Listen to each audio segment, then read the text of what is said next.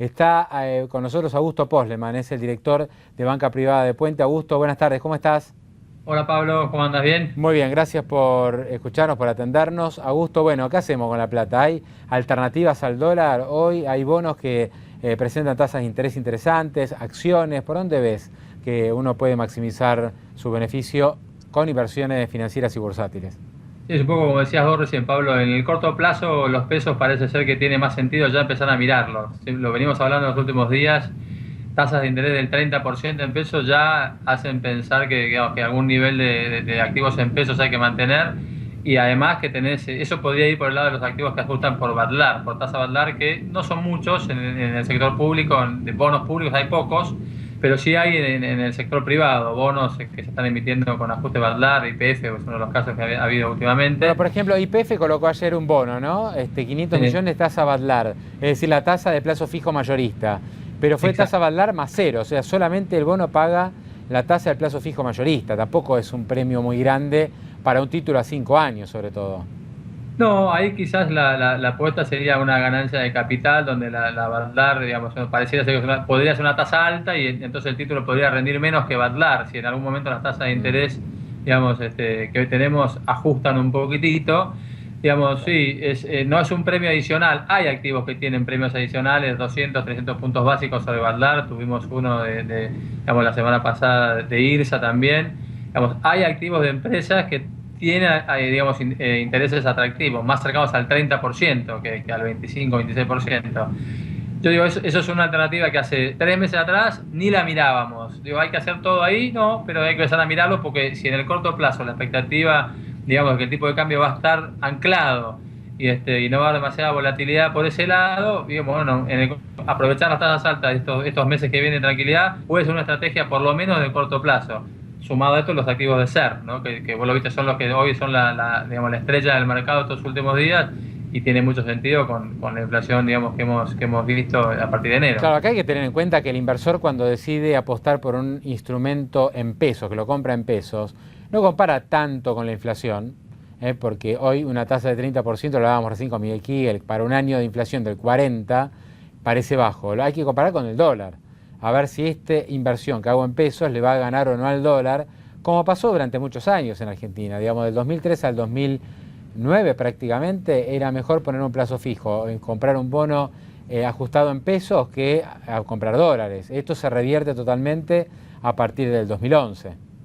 Es así, digamos, cuando vos mirás contra qué comparamos los rendimientos, todos los inversores, por lo menos en Argentina, y la primera medida siempre es contra el dólar. Después, la tasa de interés, más una tasa de interés que podrías haber tenido contra el dólar y hacer la comparación. Pero a priori, haces esa cuenta en los últimos 2 meses y hubiera sido muchísimo más negocio invertir activos en pesos. Entonces, por lo menos en el corto plazo, este análisis tiene mucho sentido hacerlo siempre que pensemos que el tipo de cambio puede seguir, digamos, totalmente controlado por lo menos en los 2, 3 meses que vienen por delante. Después veremos, ¿no? Qué pasa con la liquidación de exportaciones, qué pasa con el gasto público, qué pasa con los salarios y demás, que habrá que ir viéndolo mes a mes. Pero digamos, hoy en el corto plazo, habiendo pasado ya una devaluación fuerte y un ajuste en la tasa de interés, parece que puede tener sentido. No sé si en el larguísimo plazo. Digamos, esa es la apuesta, diría yo, del modelo económico actual, que los pesos que estamos viendo en el mercado no se vayan todos al dólar y están yendo muchos a activos en pesos. Y esto está funcionando. Augusto, ¿y cómo estás viendo el mercado internacional? Porque realmente hay récords en los mercados, el Wall Street en niveles récord nuevamente, Europa también muy firme. Uno dice, bueno, ¿es una gran tranquilidad, esto sigue o se está preparando la tormenta perfecta?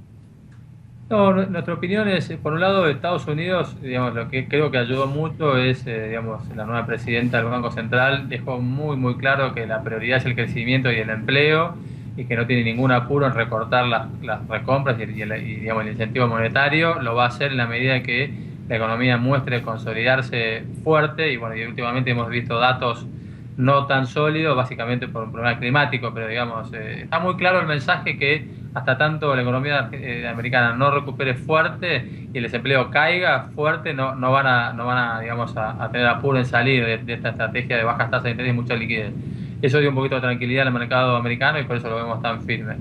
Y por otro lado, en Europa, digamos, el consenso general es que digamos, lentamente se empieza a ver, digamos, un piso en el nivel de crecimiento y en alguna recuperación en algunos índices, y eso está alentando quizás un poco más a quien se había retirado en los últimos años de Europa a poner algo de plata nuevamente ahí. Y esto sumado a que podría venir una nueva baja de tasa de interés por parte del Banco Central Europeo, digamos, ha hecho que más de uno piense que Europa puede ser una oportunidad ya mismo. Habrá que ver de cerca, muy de cerca, qué pasa con este conflicto con Ucrania y Rusia y demás, pero que le puede dar mucha volatilidad de corto plazo. Pero pensando más en un mediano plazo, y pensamos que este año, digamos, el crecimiento global va a ser, digamos, muy superior al año pasado.